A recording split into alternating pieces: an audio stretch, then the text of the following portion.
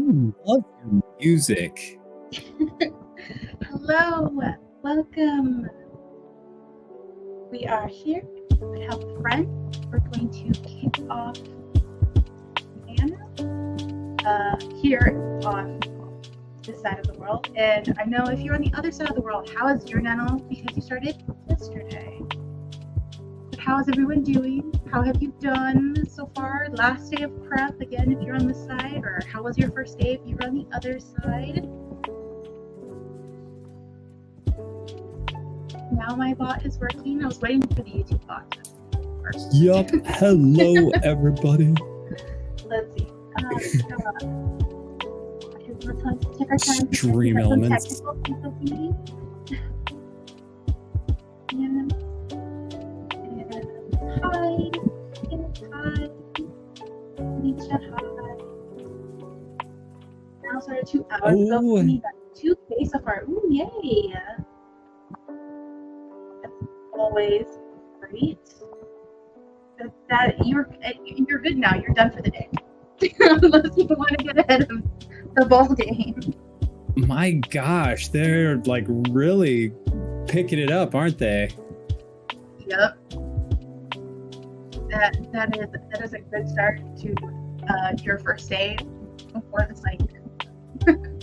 I'm so bad. I like have an idea in my head, but I didn't even sit down or write notes or anything. It's all right. You can plan. Really, NaNo is the best time to pants. If you are a pantser or a planter, NaNo is really the best time because the goal is just to get this 5,000 words. So if you're just gonna write and just try, then you just do it. Or you can do like a lot of people this month. Where we have all dubbed it as prep pubber, and you just put up in prep pubber, and then you can go in with a plan. Like I normally like having a plan, so it actually has me really nervous right now thinking about it. Like that, I've got barely more than an idea. Oh, till you get 6K. Oof. 6. That's a lot. 6. That's a lot. Wow. First stream will help you get there. I don't know if any of other people are streaming, but yeah, this is the time to do impossible writing stuff. And I'll start to disappear an hour for me. Yes, us too.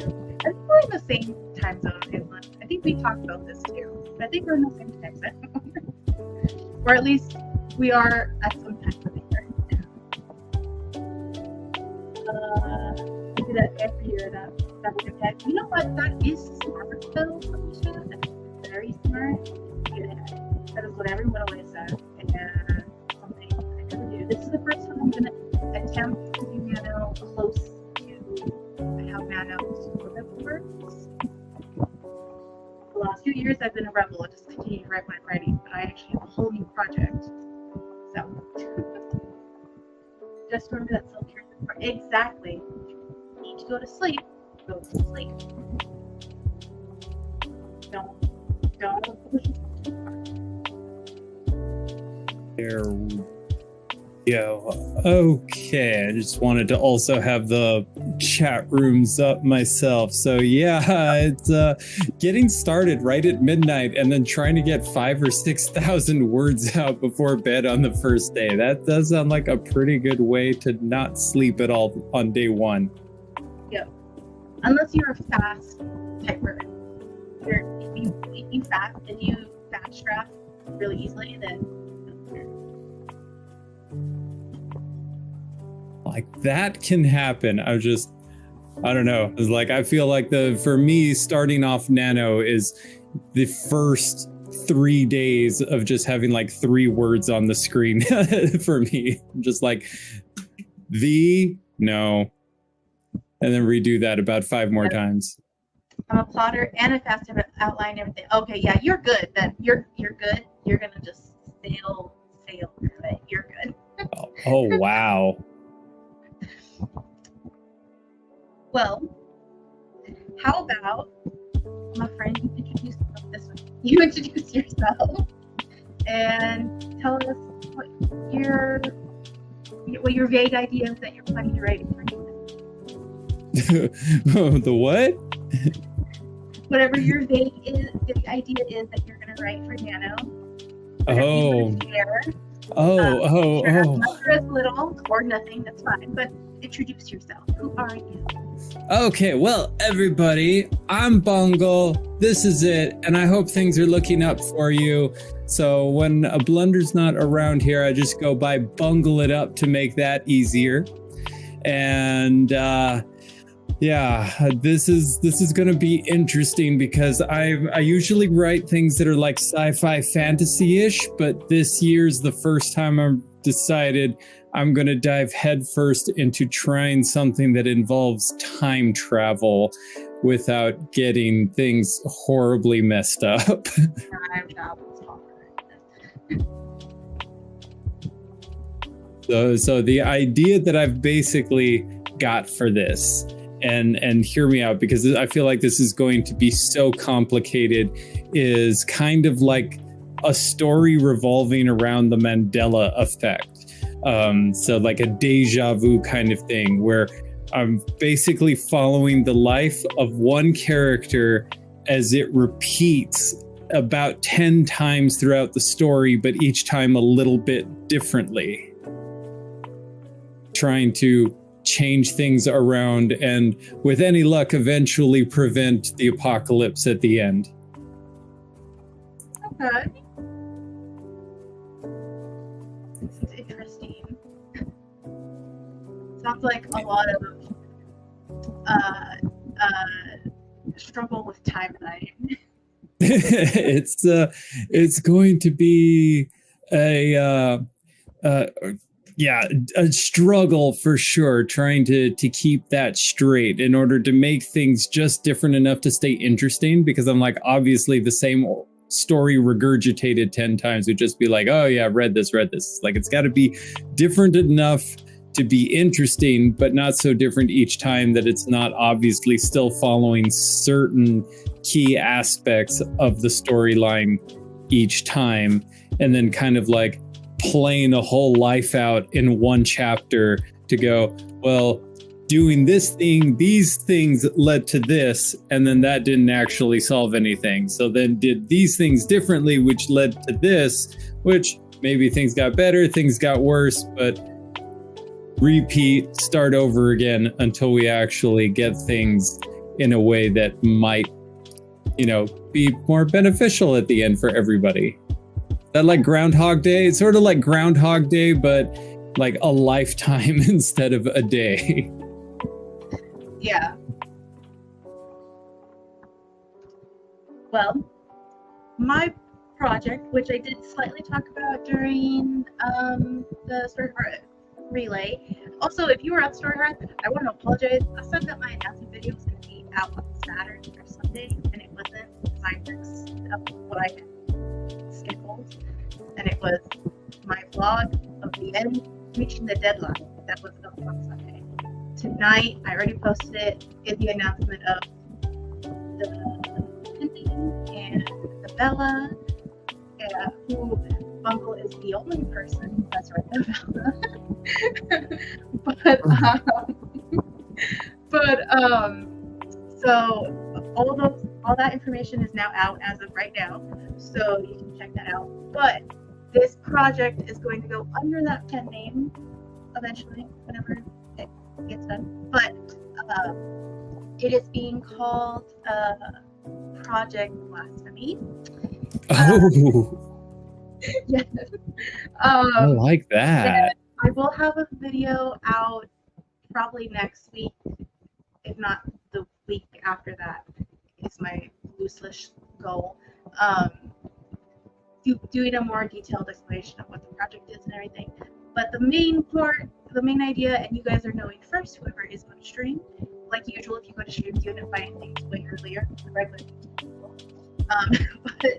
The idea is that if you've been watching my Instagrams, you will know that I am currently obsessed with omens.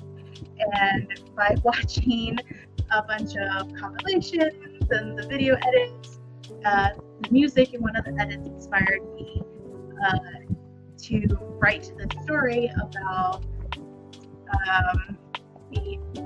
Jesus figure and a Lucifer figure, and their story, their relationship set in the future. Ironically, also with the end of the world having a big part of that. But there's more to it than just the end of the world too, which I go in a little bit more detail in the video, so I won't say too much because the video is already filmed. But yeah, so that's why it's called Project Blasphemy, because I am fully expecting somebody to say something about me going to hell for having a Jesus-esque person and a Lucifer/devil-esque person in a very erotic intimate relationship. So, because the new pen name is an erotica, so everything under that is going to be erotica. So yeah, that's good. And literally the first chapter, which is what I'm going to write today, has pitch words in it. I don't know. YouTube words mad at me for saying words, but this is going to be exciting. Well, yep. That's the idea that I have, and I'm gonna go for it. Though I was very strict in the video. I said it I think twice or 3 times. Where I was like, if you're going to talk about how I'm going to go to hell or whatever in the comments, I'm deleting your comment. We're not having that discussion at all. Yeah, not worth it. I'm like, I'm just deleting. I was like up front in the video. I'm like, I'm deleting your comment. Anything else, I'm open for discussion. If you want to talk about it, we're good. But I'm deleting your comment if you're gonna be super precious about it. This is the book. This is the story.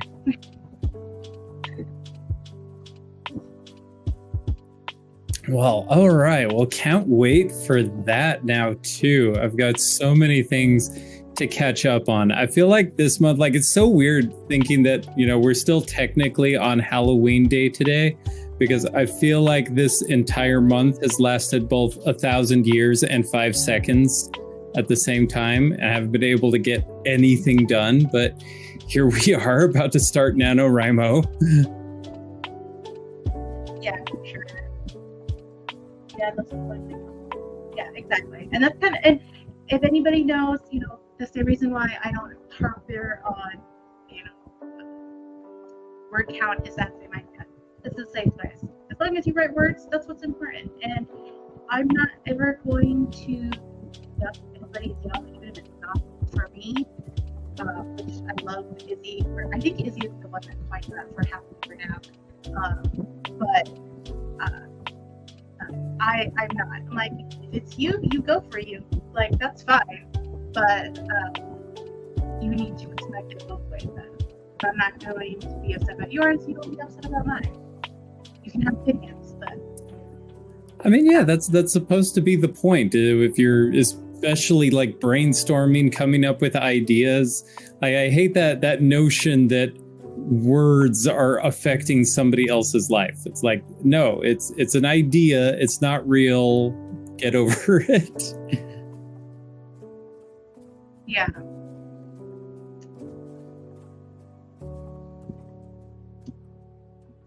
Stream. Oh, there we go. I was like, StreamYard's being slow. That's why when I announce my progress, the word only is a BS. Yeah. That's fair. I've seen other people do that. Love that. Yes, exactly. I don't know if Izzy is the one that coined that term of I'm not gonna yuck your yum, but I love that because that's such a everyone has a thing, and that's your thing. And that's fine. But and I'm not going to shame you for it. No shame. I would say any word count. I mean, yeah, you just write one word. That's one word. Exactly. That's such a nice thing to figure, because I feel like I'm going to feel if I get one word down tonight when this actually starts, I'm going to feel so good. Oh, yeah. That was something I really had a hard time with, especially when I first started within the opposite sphere, and streams were getting really popular. Word count was harbored so much. Everyone shared their word count on every sprint, and it was this unintentional pressure that everyone was feeling within comments and even people posting streams. And when I started to do streams, I quickly was like, I don't like word count. It's hard for me to even just keep track of word count, period. So I'm like, you know what? If you want to share, you share word count. If you don't want to, that's fine. Mm-hmm. I never share my word count. I'll tell you my progress. Like, I wrote a paragraph, I wrote a scene, I wrote whatever. And that's you share what you think is beneficial to you, and whatever it is better than what you had 15 minutes before, 20 minutes before, or whatever the time of the sprint was. Or even if, you did dishes, whatever. We're chill. Whether if that's part of the creative process. Exactly. If I see how many words I wrote, I just say what I did. Yeah. So it doesn't accomplishment. Yeah, for sure. Small progress is still progress. That's how we got here. All right. Well, we're gonna start with a quick 15-minute sprint. I've got to, because of the technical difficulty, I've got to start sharing the screen. But okay. Ooh, pretty. Yes. 15-minute sprint just to get in the vibe.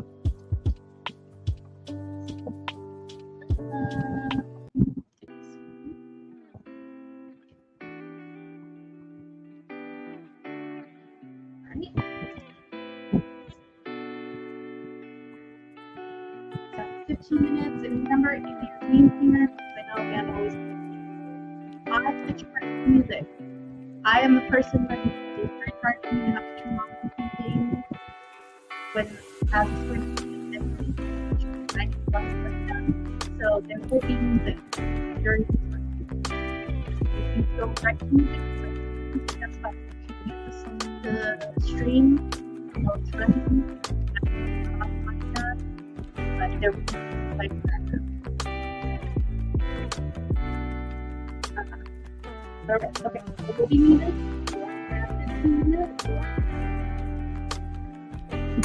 Okay. 1, All right. 2, 3, and go.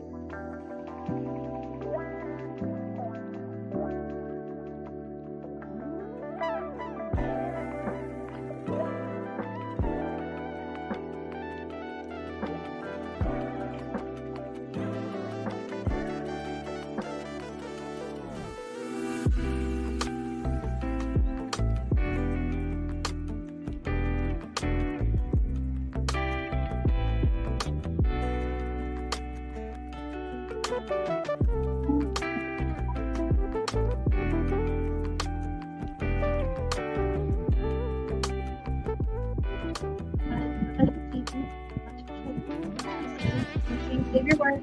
I'm saving my work. There we go. There we go. Saved.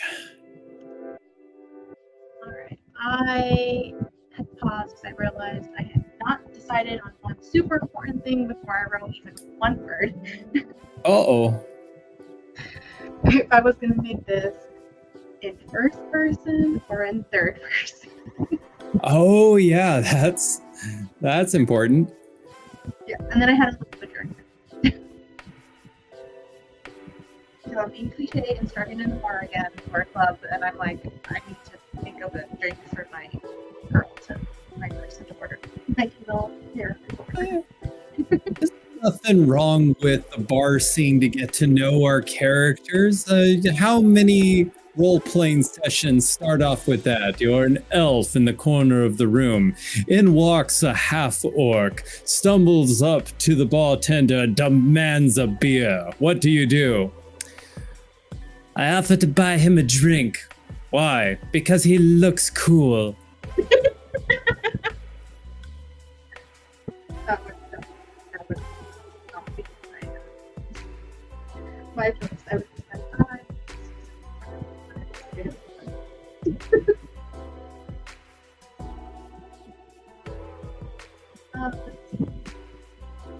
I turned to know before you wrote one word. Yeah, exactly. I had this tiny panic moment. I was like, shoot. Like in my opinion, third person is so much easier. Like I prefer third person limited versus omniscient, just to not go all over the place. But it's just so much easier to not have to, because sometimes, at least when I'm writing something, I like have so many ideas for what's going on everywhere in the story, but then I'm like, oh, but I'm following this one character, and this character is going to have no idea what's happening over there, and they may never know how that actually happened. How do I... Yep, for sure. I actually haven't written the first person. I stopped writing projects like my romance. That was the third person started limited. But these last couple of romances have all been where the Bella is in first person, and this is going to be in first person. And the next project that hopefully will be traditionally published is also going to be in first person. So, I've been writing third person for a while. Yeah. I'm like, at first person, I will say, to a degree, I feel like it's, because to me, I almost prefer, and it's easier to write third person, but first person is sort of like rewarding when you can get around the limitations of it, and especially when you really kind of connect with the character that the story is being told by. Yeah. Well, see, how I made my decision was like, how do I want this to be? And I feel like it first person, especially in romance specifically, first person makes it feel much more intimate with you and the characters, or you being able to project yourself as a character, versus third person. Even if it's third person limited, there's still this slight barrier of like, I'm watching someone tell a story, but maybe I'm in the room with the person telling the story versus like watching it. I think that's how I felt. That's literally how I just made my decision. I'm like, how intimate do I want the story? Very intimate. Okay, first person.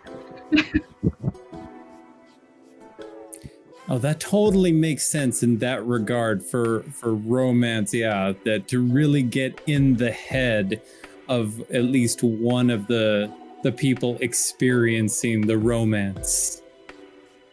Yeah. Well, I had already decided to have both POVs of both main characters or main character love interest. I'm kind of using those interchangeably. Both my characters are non-binary, but um, I had already decided on that, so it was more of like how do I want the rest of the story to be told. Yeah, I really like your style when you do like the switching per chapter, where you have like one chapter following one character, and then the next chapter we follow the other character. And what I find like really cool with that is that there's sometimes when we're following the different character that I'm like, oh my gosh, what is the other character thinking right now? I won't know until next chapter. Well, this first chapter I'm slightly cheating. It's a fake prologue, possibly, and I think I'm going to do a split where the first part of the chapter is going to be in the femme non-binary character's point of view, and then the second chapter, or like the Jesus character, is the femme non-binary, and then the second part of the chapter will be from the Lucifer non-binary character, because I feel like the first intro and the first intimacy scene, they're like certain things that I want to be in the Jesus character's point of view, and then there's certain things I want in the Lucifer point of view. But I don't want it to be two different chapters, because I really want this to happen, and then there's going to be a time jump.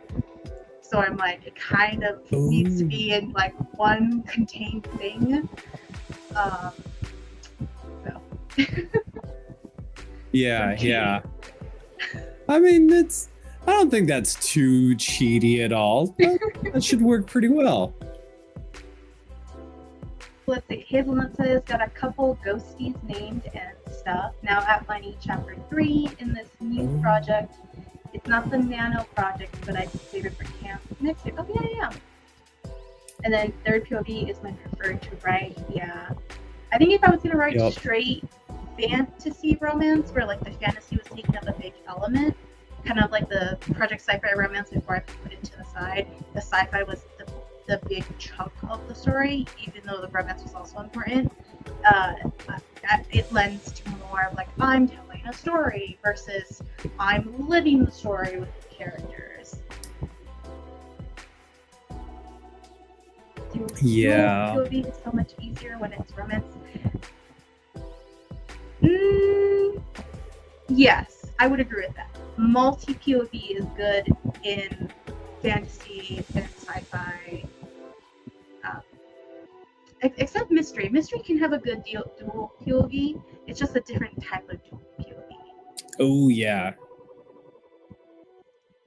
Yeah, I think that's true. Like with mystery, it's almost really works well to limit it to only knowing what your main character knows that they're trying to deduce and figure things out. But having 2 points in it can absolutely, giving the reader 2 different glances of things that are going on, but then the reader knows that neither of those characters has the whole picture. Like that can be a lot of fun. Yeah. I love reading mysteries, and I'm afraid to write a mystery because I'm like, do I want to keep it as a secret genre and be like I only enjoy reading it, or do I want to crack it open and figure out how to write it? I feel like there are certain things like mystery and suspense that take so much more organization than other types of stories. It's like, a general adventure and story, you can kind of fly by the seat of your pants and get to the swashbuckling and the saving the day and all of that. But when there's a mystery afoot, it's like you've got to be laying all the groundwork for it ahead of time, give those little clues without giving too much away. And you have to be doing that through the entire thing. Otherwise, it doesn't feel as rewarding at the end. It's great when you pull it off, but it is absolutely a challenge in itself to be that organized and know what's happening that far in advance. Yeah, for sure. I definitely feel like I have to plan more than I do right now as a planter. So as someone who most of my planning is literally just world building and character building, and then I have the main points of my story, and that's about it. And then I just go for it. Yeah, yeah. I just got a really good idea for this new project. The MC Ghost gets involved with, I'm assuming you mean a Ouija board. Some of that is how you spell it. And they don't close the combo before leaving, so he's stuck to the board. Oh, interesting. Because this is from POV of the ghost, not necessarily the people that were using it. That is fun. Oh, like wow, Hazelnut. Yeah, I write romantic suspense. Sometimes it's fun to hold back some of the facts that have been challenged to do so. Oh, yeah. I haven't got into Romantic suspense. Ooh. Oh, that could be spicy. Spicy and novel.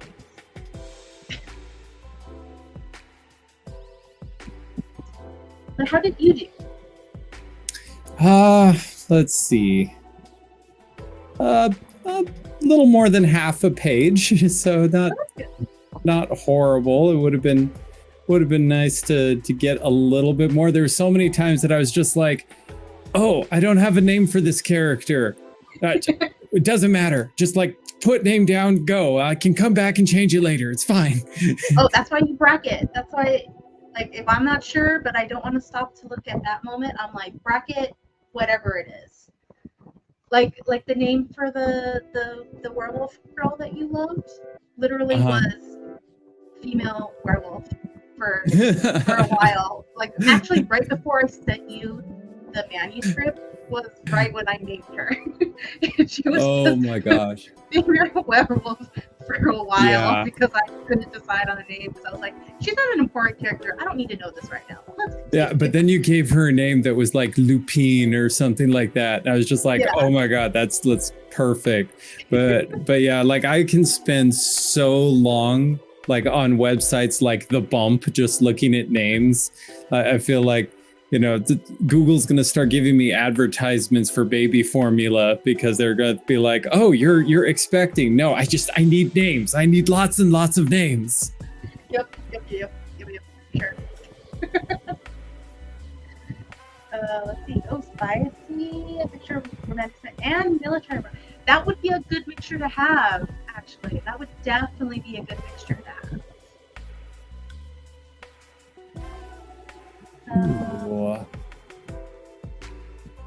That's awesome, but XX then you can come back and change it later. Or you can do XX. I've seen people do XX before too, where they're just like, I just need a placeholder so I can keep going and not get distracted. But then you have to like come up with like a different code for different characters. So you're like, all right, this character is XX. Then the next one is XFX. And then the next one is FGX. And then you just hope that, please keep them straight. It was for the Project Sci-Fi Romance. I didn't know what the name of the space station was for a while. So I just bracketed space station. Space station. For a while until suddenly the name for the space station came to me. Bracket and then whatever needs to be there instead is what I usually do if I'm desperate. Totally makes sense. Or maybe like I could do like #person1 and then do that. Like just go back and like find #person1, replace with this.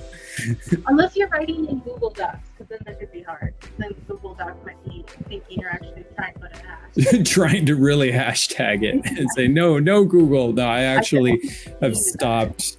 I've stopped with Google. I've been trying to self-host all of my own stuff. So I've been slowly taking everything out of Google to get them to stop trying to read too much of my life from the stories I'm writing. Yeah, I only use Google when I'm sharing it. Or if I have to write because it's easier to use Google Docs. Oh yeah, absolutely. At least for me. This new project is the result of Sam misreading something as instead of go theaters or something like that.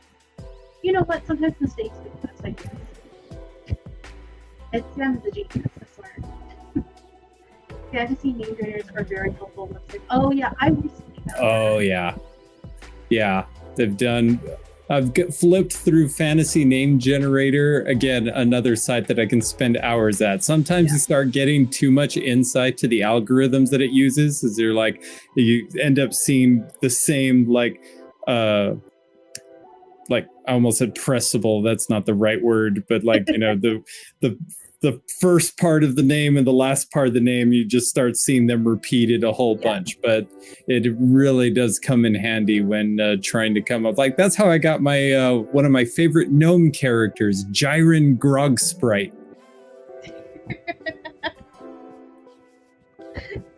That is an interesting name.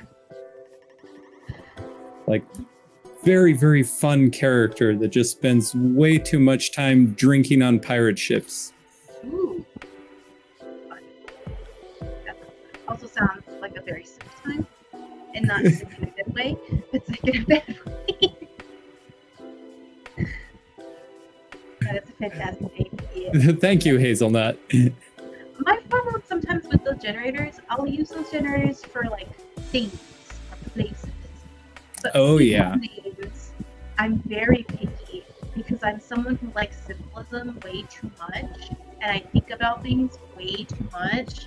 So I have to go on I have to have a website that tells me exactly what this name means, like where does it come from.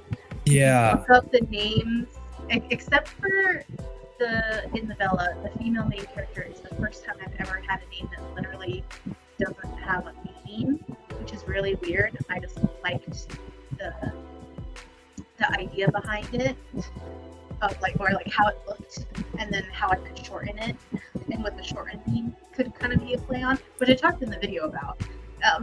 But besides that, every other name I've ever picked for a story literally has a meaning behind it. It reflects their character or how the story reflects on them, because I'm too much of a I don't know.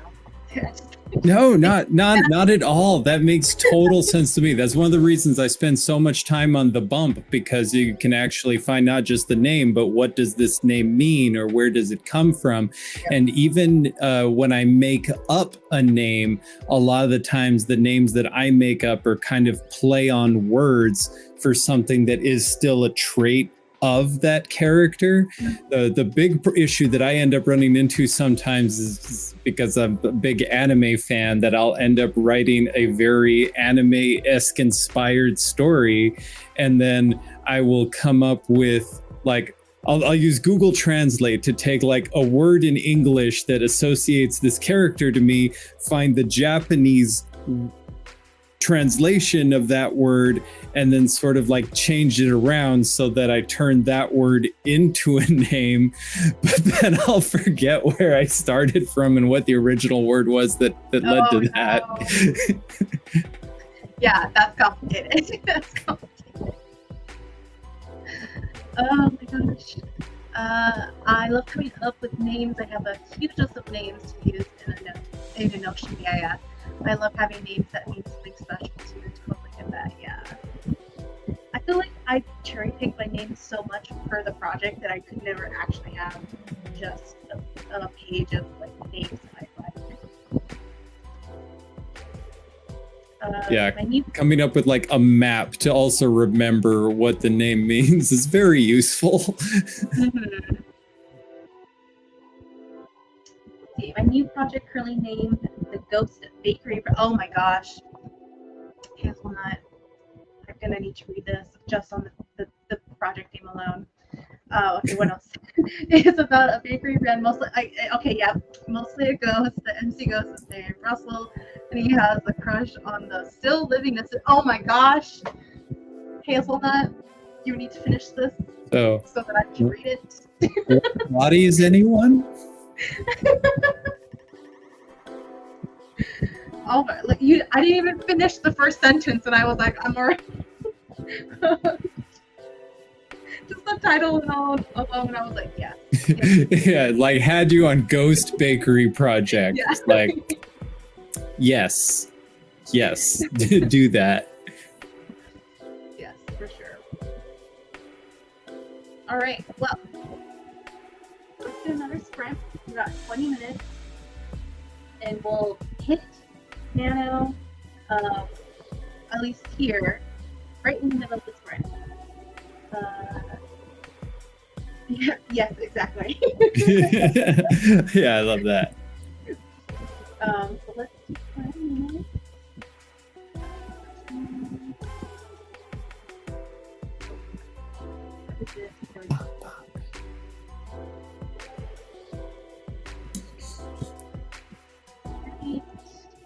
Oh, I didn't actually bring it up. Can I actually press that? No, no commercial. I know you're not making this person old for YouTube. All the commercials for people Like, on my no ads, please. Yep. If they're monetized, I'll get them ad. If they are not monetized, just can't bring it. Oh, that's awesome. It's a Camp Nano one. Good find. Yes. I always do at least I did this specifically for camp. I know we're not camp, but it's still makes sense. It's relevant. Totally relevant.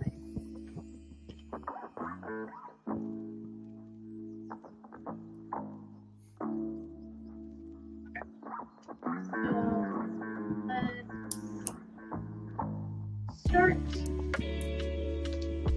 Oh, and this one has atmospheric sound, so we're gonna put the sound on for the video. I also not copywriting, so. All right. So 1, 2, 3, and go. Oh, here we go.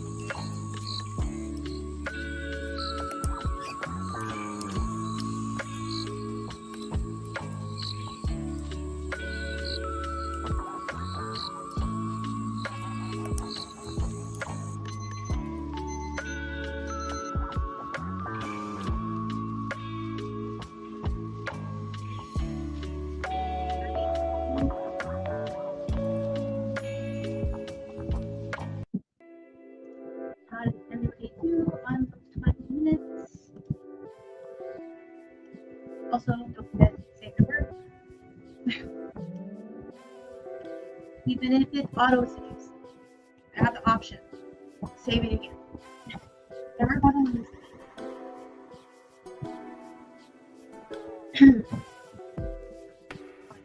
In my purse.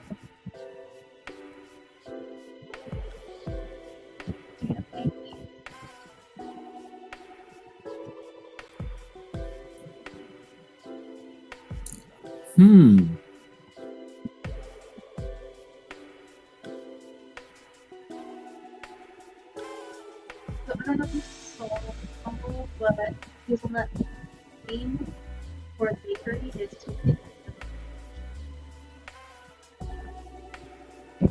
I was like, yeah. I'm just catching up on the chat there too. Token of my confection. Oh my gosh! Wow. Yeah. Yeah. And then I glanced at now the only thing I need to name are Book Itself, Fair, and City Bakery Event. Yeah. City and Bakery Event is probably one preferred. Well, depending on your process. I am like, I hate painting things. The book is the last thing to paint. Oh, I just realized I think it's there we go. That happened to me by myself. I hit the first button. Perfect. It's all right. Scenes are complicated. Yeah. But yeah, following the test of this, anyone who knows that I had submitted a poem to our local writers thing, I literally last minute SOS fumble and was like, I need help with titles.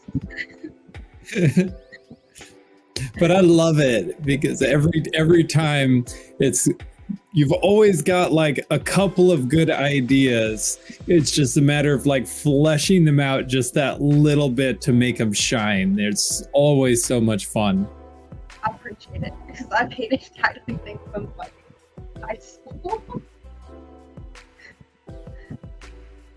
It's like I was really lucky. Apparently, Blunder, since he knew that I was going to be up late tonight, starting off NaNo Wrimo, set a midnight alarm to wake up and make midnight margaritas. Oh, that's where you went. I was like, I saw you went first with a drink, and then you disappeared, and I was like, again, I was like, okay. I love you both, but I was like, really okay. I was just like, oh my gosh, that's so freaking good. It is way too late to be drinking something with that much sugar in it, but oh, it's so good. The sugar will give you the energy for the words. Yep, that's the idea. It's like this. That was just the quick break to be able to now just hopefully focus on what is now to come. Snacks are always good. Checked my sugar meter and I was like, can I have candy? Yes, I'm low enough. I can have candy. Not gonna hit me. Yeah, I feel like we normally do pretty good. Like even when I make something like that is sweetened, we use a lot of stevia rather than like sugar to try and not get like a whole bunch of extra. Oh, I'm getting a refill. Thank you. Bye. Bye. Good night. It's so weird that I didn't even hear that he was there. There was just suddenly a hand reached in. I just see my drink going, wee. Yeah, but I'm not always mindful. I attempt to be mindful. I'm like, is my blood sugar okay? Yes, I have a treat.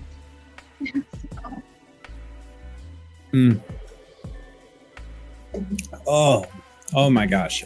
Yeah, this is pomegranate blackberry flavored. Oh. The ghosties want to drink too. Well, Blunder is an immortal being.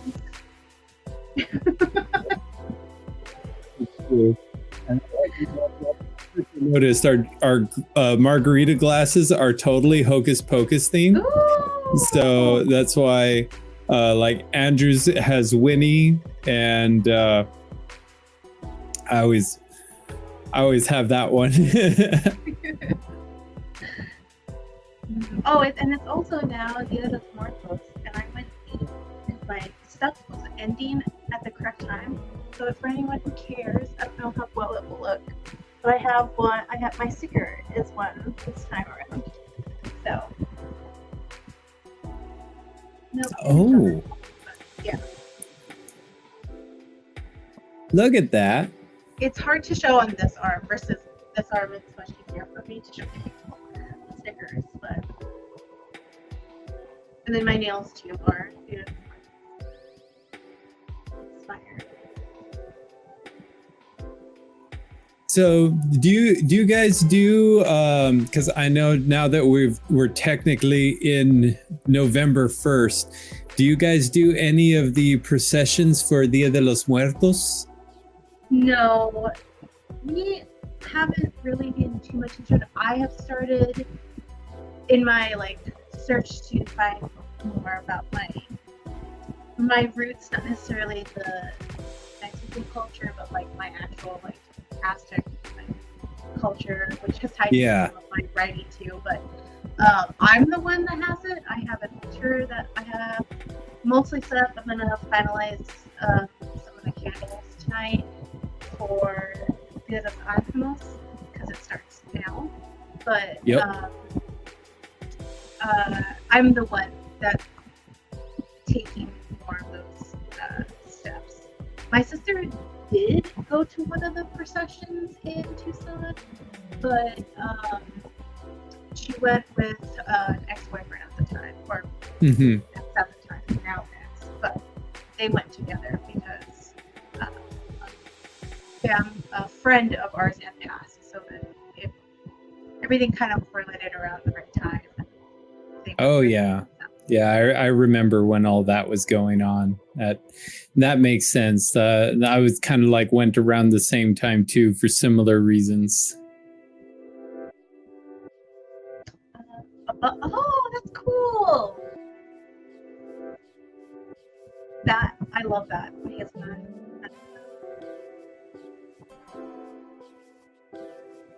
The bakery is underneath a bunch of apartment, and the ghosties who work in can also haunt the rooms upstairs.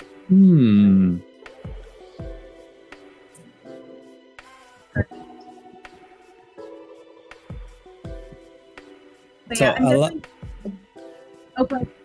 I was just going to say, Hazelnut, I like that idea that it's are these ghosties, are they doing things that are annoying people or helping them? Because they're baking things, but they're also causing mischief. I love that it's, a little bit of column A, a little bit of column B.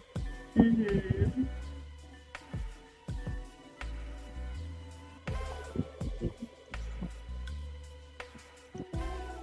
Yeah, I'm also going definitely with the respect that there are each day of the 3 art is a different. Well, the last 2 days are kind of very similar, but today and then the rest are different. And today is for the children, so I have my altar set up with candy and toys just for the kids, and then tomorrow I'm going to put out a little shot of whiskey and some coffee for everyone else. Oh, that sounds good. Yeah, I bought a bottle of whiskey, but I don't know. No, I do know exactly the last time I bought alcohol, being that I don't drink. The last time I bought alcohol was for Dad. Yeah. Because Jim Beam had a special thing. Yes, it was something special, and I bought him a small thing of whatever the special thing was for it. That was the last time I bought alcohol, and it was at Wine and Beer. So, by the time I bought it, and I was like, I'm gonna buy a regular bottle, and I can use it every year. instead of just buying like a small shop thing. Oh my gosh. So if We're not drinking it. It's never going to get drunk. It's only going to be. I was like, I kind of want to show your dad there is a winery in Sonoyta that also makes whiskey, and I'll just say the name of it is called Flying Leap, and it's a winery that was partnered up and purchased by a bunch of retired Air Force veterans, and they just decided to go into business together, buy all this land in Sonoyta, make a big old winery. And, you know, I mean, you know me, I drink wine, but Blunder's the wine drinker. I'm more of the spirits kind of person. So once they started taking their wine barrels and then making whiskey with them, I was like, okay, this, I can get behind this. There's something for both of us. I was like, I feel like your dad would love that place. Just like going by and seeing, like, you get to actually see all the stuff in the barrels and then just grouping. I want a bottle of that one.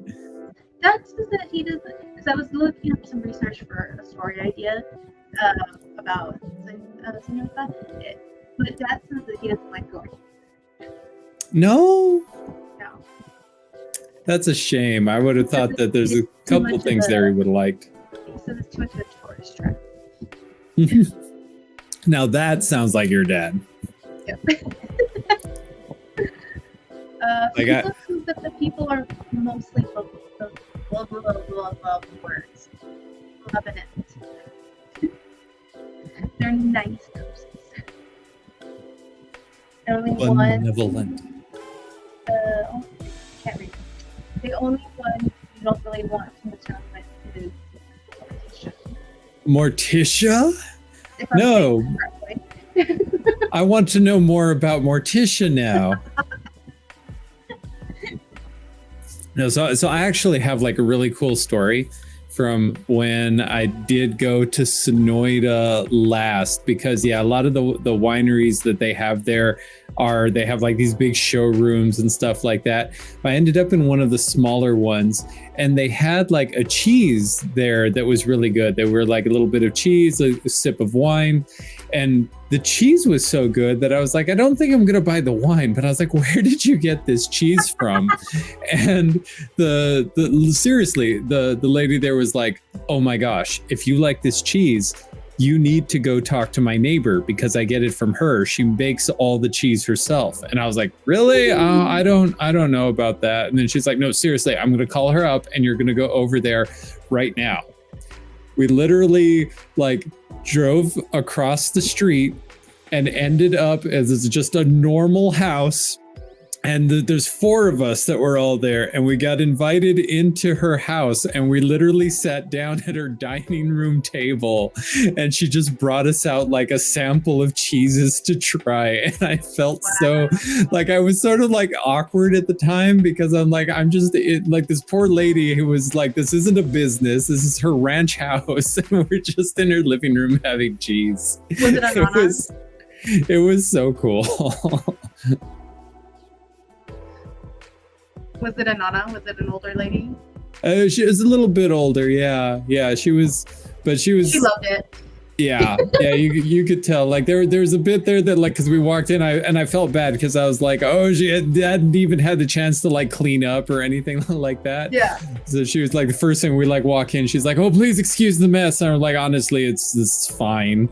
Don't worry about it. Like, you know, my parents' place out in the boonies would be so much dustier. That's not even funny. Oh yeah. But just like to get sat down in somebody's living room and be like, here's cheese, would you like to buy some? We're like, absolutely. We're going to buy like friggin' 5 pounds of cheese before we leave. Let's see, she was 103 years old when she died, and she's been a ghost for 58 years, so she's technically 161 years old.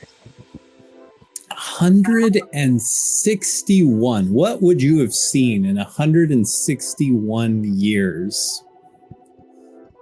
A lot. Well, it depends on it. You're going to see a lot, but it also depends on what Hazelnut's timeline is. Like, is this in the future? Is this in the past? Is this now? I just feel like I can totally see why after 160 years, yeah, somebody might not quite be as benevolent as, oh, yeah. You end up just sort of being graded the wrong way too many times and been like, I don't care about being benevolent anymore. Yeah, people suck. Just all around. That's just what it is. She's the oldest up there. Yeah. Yeah, so that's got to be what it is. It's just you've seen so many people that you're just like, I don't like them anymore. Friend of ghosts. She's like, nah, over it.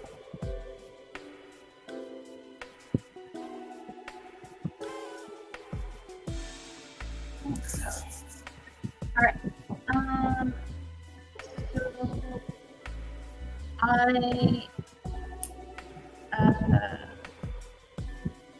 I still have not finished my scene, but I've gotten things on the page because I kind of feel like we got used to it. No one else did an update, so I was like, I'll just do. Yeah, that's the second page. Haven't finished the scene yet. So I haven't changed POVs.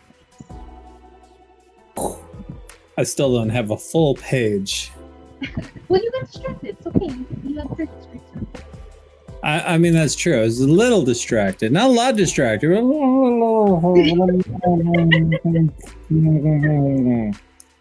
we're going to have a longer sprint now. 25 minutes. Oh, wow. Okay.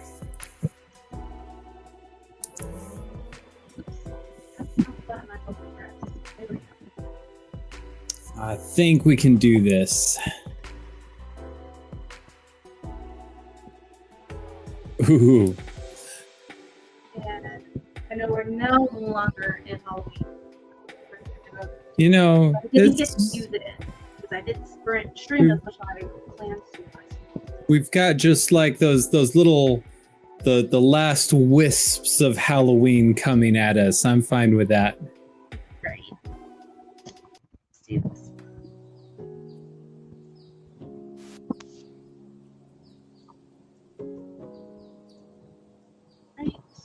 Yeah, 25 minutes gets solid work done. Okay. Right. And 1, 2, 3, and go. Go.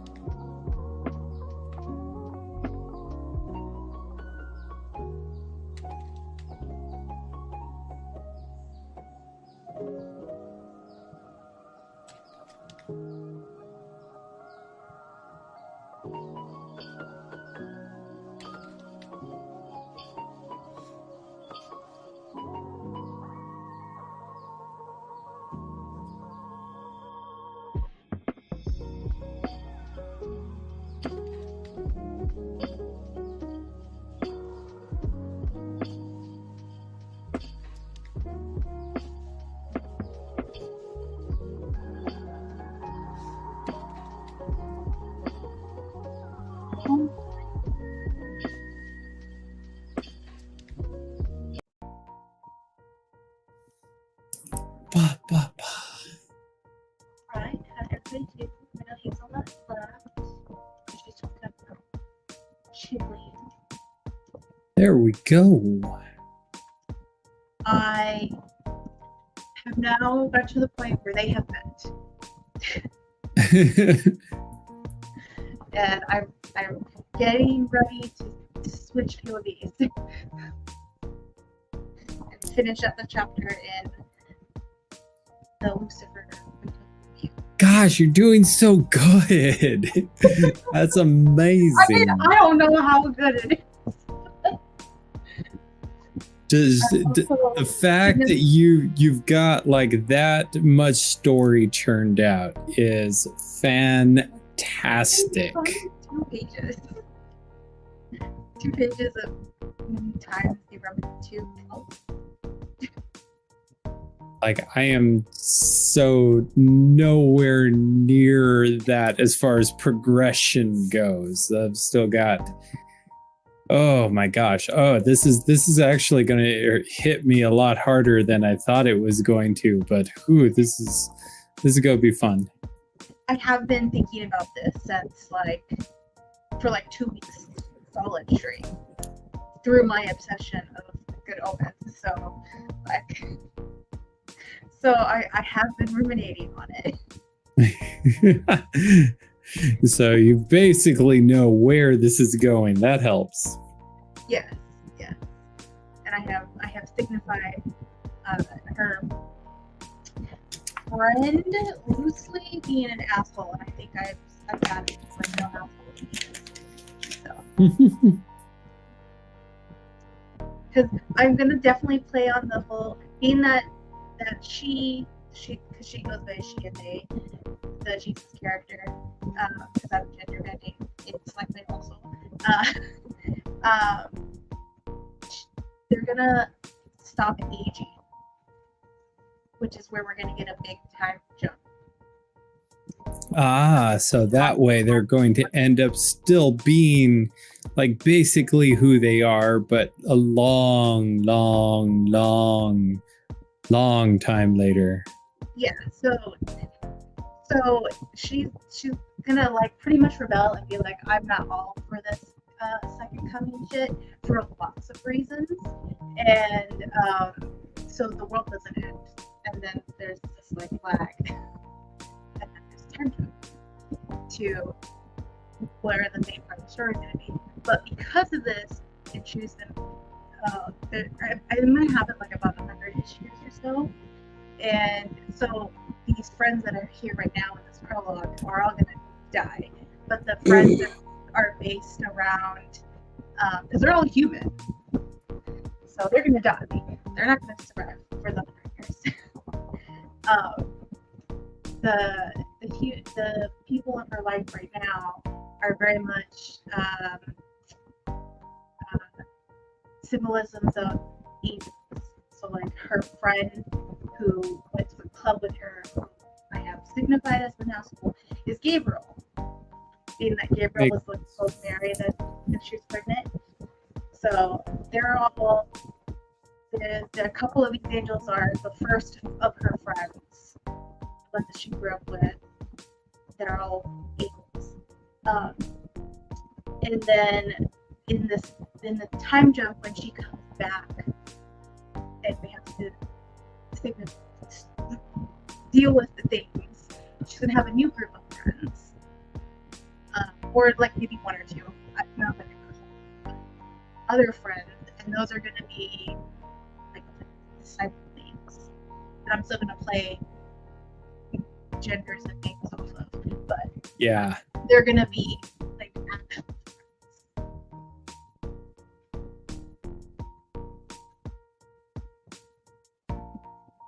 Okay. All right. friends. I'm messing with the whole book here.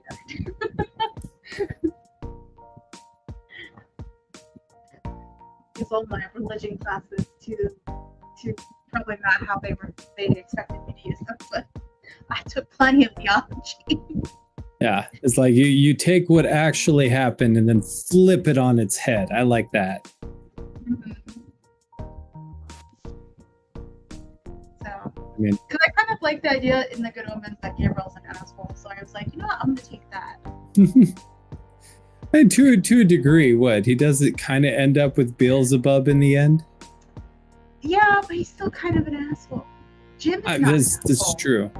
Jim is not an asshole. He's a cute child that just needs redirection. but Gabriel is an asshole. Yeah, yeah. He's that trope where he's like, he's an asshole to everybody except the person that he loves. He's that's what their trope is. I'm asshole to everyone except you. Yep, I see that. I definitely see that. Which I kind of love, but also I'm just like, still an asshole. You're like, that doesn't grant you forgiveness. Because he's like immediate asshole right away. The moment, The moment you meet him, it's just like, yeah. But what's interesting, at least in Good Omens, is that yes, he is the asshole, but I don't feel like his character specifically goes out of his way to be an asshole. Like, it's sort of like they really were trying to be, and this sounds so weird to even say, but they were like trying to make it like he was an innocent asshole. Oh yeah, that he yeah, I mean, yeah, basically that he said some very insensitive things, not because he wanted to be mean, but just that he didn't know any better. Oh yeah. Like, they're all a bunch of naive, stupid angels, but they think they're right, and Gabriel is the top one who thinks he's right. So all the time. Yeah, that gets really, really annoying when you're dealing with what was, I think, one of my favorite parts in Good Omens was when they were dealing with Job and Job's family. Oh, yeah. That they're like, you have passed God's test. Now you will have, you had how many children before? We will double that number of children. Well, what about my old children? Well, what about them? You're going to have more. What's the problem? Like, well, I kind of liked the ones I already had. Is that? Or where he says, we're not the good guys, we're just not stalking now. I'm like, that is the definition of not good, and you're supposed to be good. So, because I wouldn't say necessarily a bad guy, because a morally gray, like Deadpool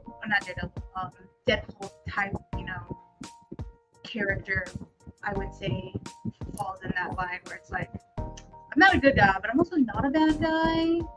But so I'm like, angels are still not supposed to be there.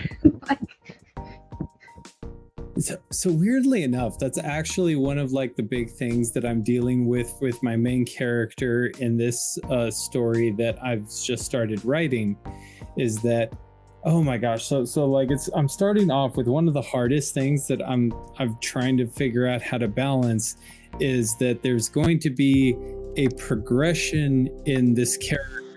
Starting off with things basically just mediocre and sucking. But then when everything resets and this character kind of has knowledge of the future, the very first thing that they're going to, of course, do is be very self-fulfilling. Mm-hmm. Like It's like, hey, if I can have an idea of where this is going, then I can do things to my benefit and make my life and my world better. Yep. And then have to go through that a couple times before realizing that, hey, just because I made my life better doesn't mean anything actually was any better.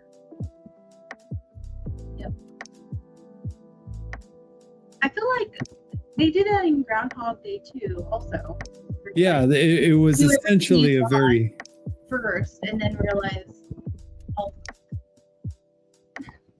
It's like, yeah, if all I want to do is, have a big old party and have everything my way, then sure, that's the easy bit. But actually going out of your way to try and make the world better for others.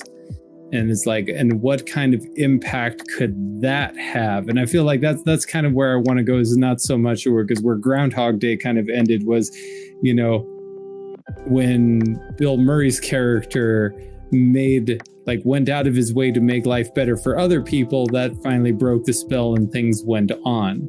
What I want to kind of explore is, if you make enough impact in a few people's lives who then go make similar impact to other people, can it create enough of a ripple to change destiny for the world? Okay. I like that. That's complex.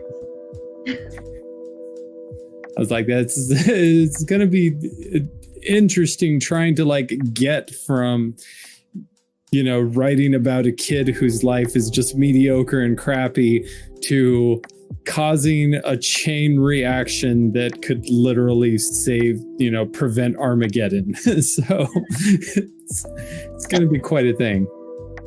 That is interesting. I like that. It's a big moral thing to tackle there. So yeah, I just have to kind of balance out how to make the at least this first chapter. I'm kind of worried that having a whole chapter of living a mediocre life is going to be kind of too boring for anybody to be interested in reading. For just one chapter? For one chapter, you said? For the first one. Yeah, that's fine. It's just one chapter.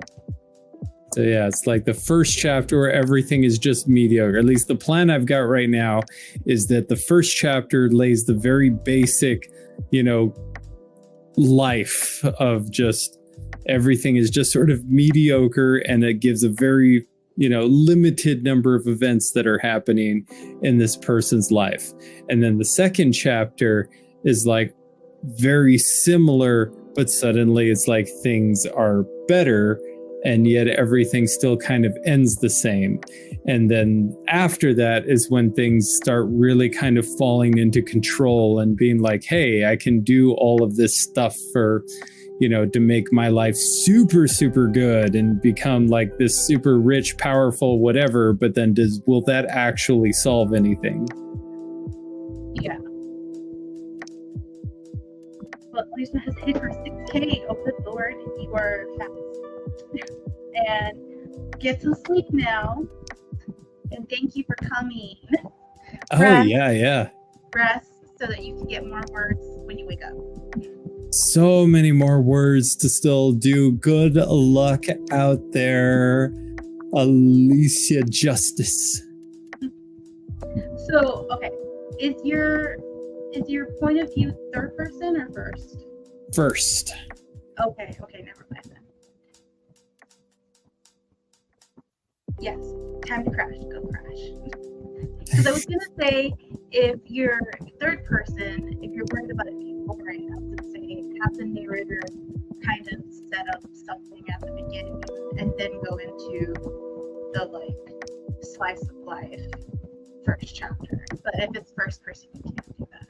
Yeah, that makes it really difficult, and I'm like trying to just sort of set it up. Like I feel like, I'm almost 2 pages into it, and I'm not even at this kid's middle school life yet. So I'm like, I don't want to like spend too much time delving on like, details that don't matter. But I feel like there's just a few things specifically in like the child timeline that, needs to kind of show that it changes over time.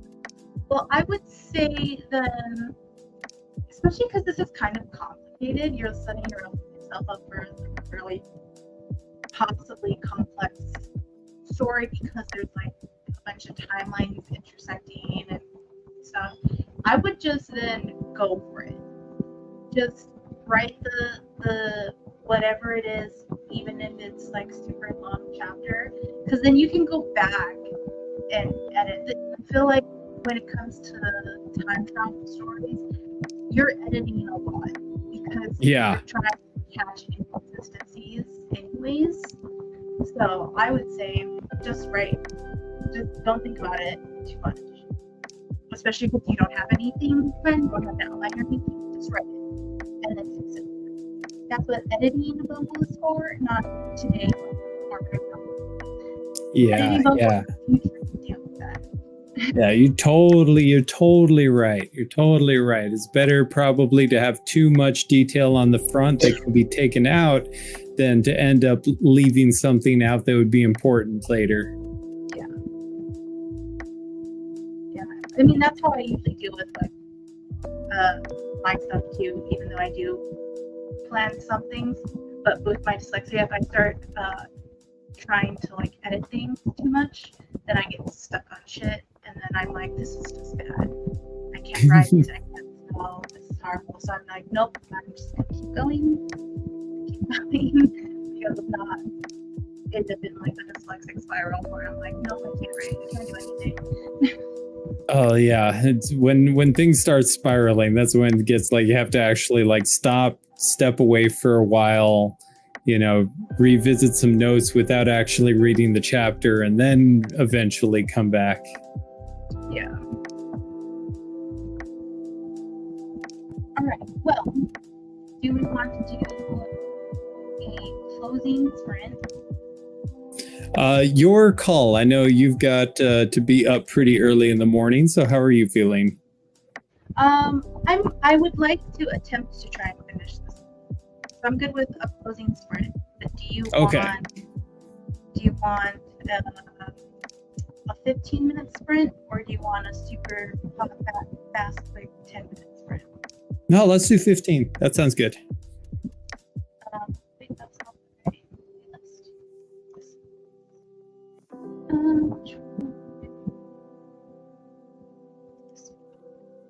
I'm like, I am ready. I think with that, I can actually get my character to high school. Right. Always the challenge. Like, I just want to finish this one thing.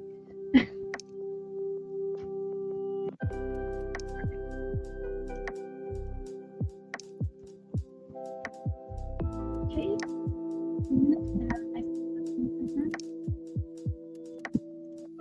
Ooh, this looks pretty. This is Moon's backyard. She's really nice. She just nice videos.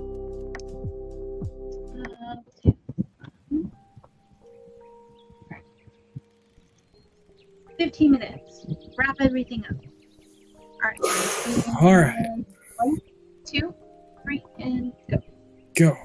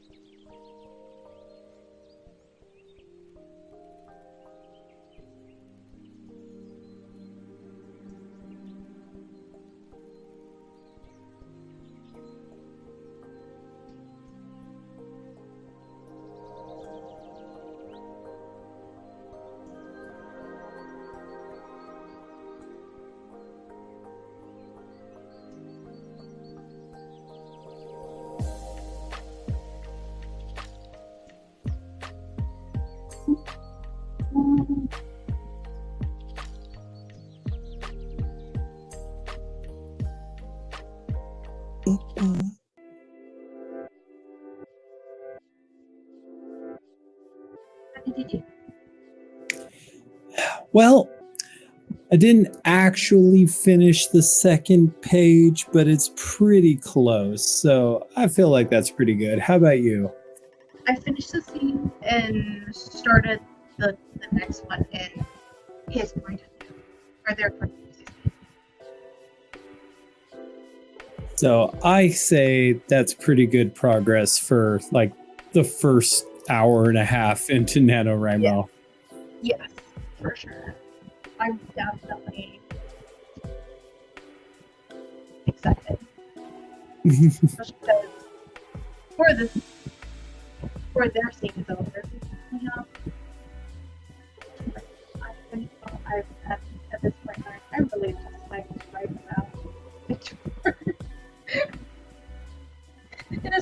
fun.